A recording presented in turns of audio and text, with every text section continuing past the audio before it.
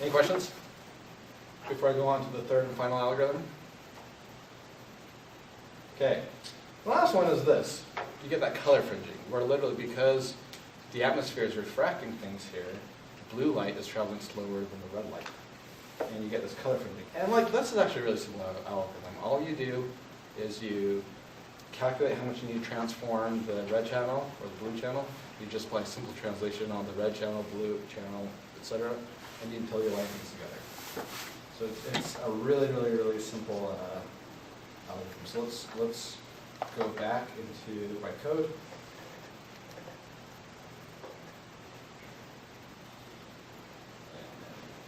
Here, first of all, I'll show you what that looks like. So you'll see here, do you guys see how the edges here, you have that red and that blue tinge? So to adjust that, we just move down here, so we can see we need to move the red channel up. So just to make it really obvious, if we, oh, I gotta move it first. See how we can move the red channel up or down?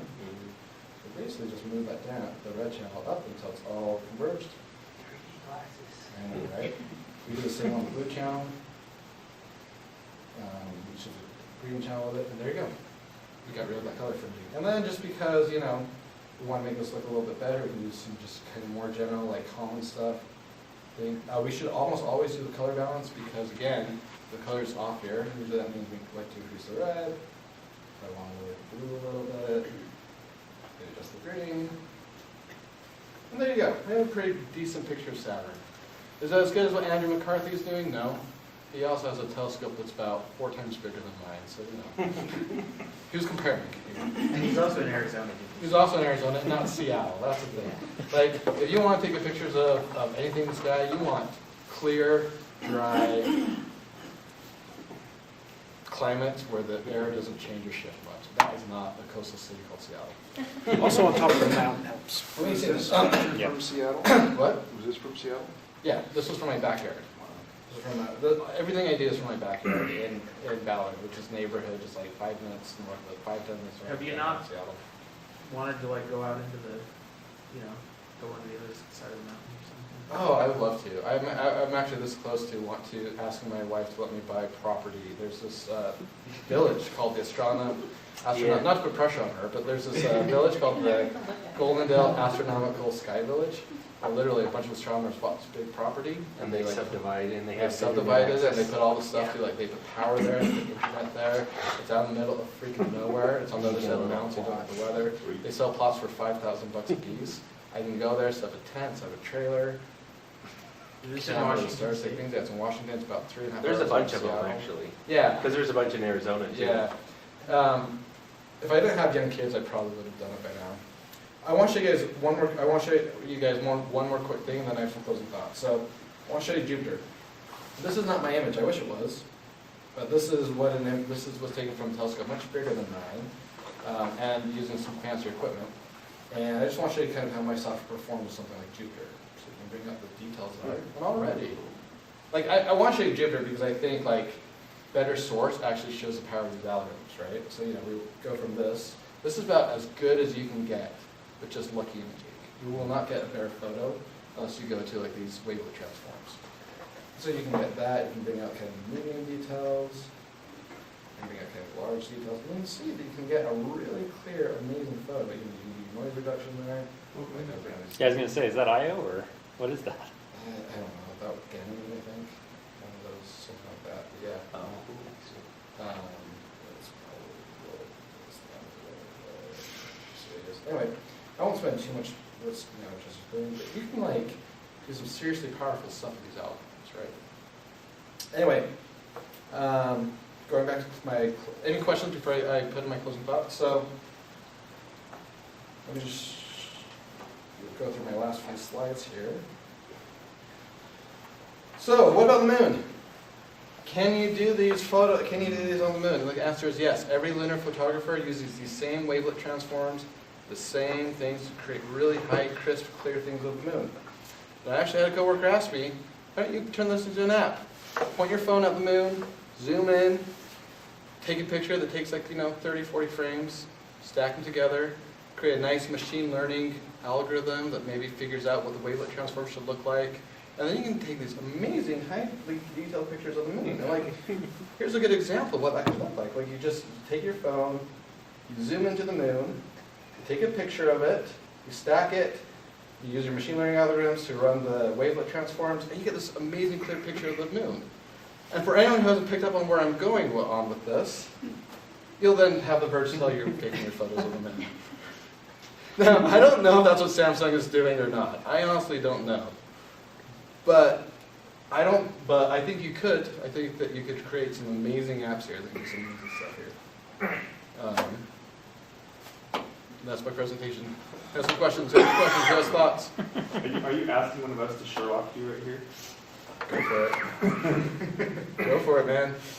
I would love to have a good planetary astrophotography processing suite on the Mac. Like, I want it so much that I wrote my own freaking own. Like, this is not easy. I had to get knee deep in like all these research papers and reread source of such projects. Like, this was, and the reason why I did this is because like you literally cannot run any of the stuff on the Mac. You can on Intel Macs, but not on Apple Silicon. It's just like, anyway. How far would you say your app is now from the ones people are using on Windows? So, it's hard to say, but I will say that, because I haven't tested all of them. I've tested 2, because I do have a gaming PC, right? And I was able to, so I did load that, I did compare it. And for my images, my stuff outperforms. But the problem is like, I'm also kind of developing off of my own stuff, right? So I'm tweaking variables based off of the results I get from my own stuff. So it's hard for me to share. And there's also stuff that there's also a lot of stuff I'm missing. Like I just went over the 3 I've implemented. There's a whole bunch more stuff you can do to get these really high quality things that I just haven't gotten yet. And there's also like there's what they call surface photography, which is where you take highly detailed pictures of like surface or individual craters on the moon and like individual like sun flares and just super high detail that my stuff isn't doing. And yeah, but anyway, that's a long answer to the answer. Like for the algorithms I've implemented and from the 2 I've compared and for my stuff I've tested, I either exceed or I beat what the PC stuff is doing. You led with how you can't use the same camera for planets that you use for nebulas and galaxies. That's correct. Why is that? 2 reasons. I mean, whether you can, like, let me just step back and say, you absolutely can, but should you don't? And the reason why you shouldn't is because you're trying to capture 2 different things. When you're taking a picture of a nebula, when you're taking a picture of a nebula, you don't have light to work with. It's just not there. You're literally scraping a few photons a second. So what you want is you want something really fast, and also you want something with really big pixels. Cameras with really big pixels basically gather better light. It's easier for them to gather faint light. This is one of the reasons why like full frame cameras tend to outperform other cameras when it comes to the light situations because they have bigger pixels. The other thing you want is high frame rate because anyway, the other thing is you don't care about frame rate because with space dust, you're just literally taking long exposures. Like the exposures of the pictures I've taken, they're usually what I do is I do exposures of like 4 or 5 minutes, and I'll do like 10 hours of them stacked together, right? Now let's talk about with planets. Planets you want small pixels. Because small pixels give you better, like with planets, you just want to zoom in as much as possible. Big pixel, and long story short, small pixels have a much more zoomed in effect, right? The iPhone has a tiny sensor, but they say it's a 35 equivalent focal length compared to full frame. The way they achieve that is they just make the pixel smaller, and so you get more zoomed in effect. And the other things want high frame rate. And so a planetary camera will tend to have really small pixels for really zoomed in rate. They will also be really fast because you have so much light to work with. You're just trying to gather frames, and so you're just trying to capture the fastest video you can get with the smallest pixels you can get. Where with space dust, you're basically trying to get the longest exposure you can get with the biggest pixels you can. So with the some of these high dynamic range cameras, are you capturing more than just RGB? Are you sampling colors at different spacings, or pretty much everything in RGB? Oh man, RGB yeah, sensing? yeah, no, that's a big question that can take in lots of different places. To really quickly, really quickly, I can't quickly summarize, but I will say this. There's two types of, there's lots of different types of astrophotography out there. One you get is you can get into things like where you're photographing galaxies and nebula and things like X-ray and infrared and some of those wavelengths. And those require specialized cameras which are sensitive to those wavelengths. And by the way, if you ever want to see an amazing picture, look at the Andromeda Galaxy in infrared. It is mind-blowing. Like, it is one of my favorite, like, it is such a cool picture. But anyway, the other type of picture you have is what they call narrowband. And the basic idea is that when you look at space dust, so think of the universe, right? Think of what space dust is. It's where stars are forming.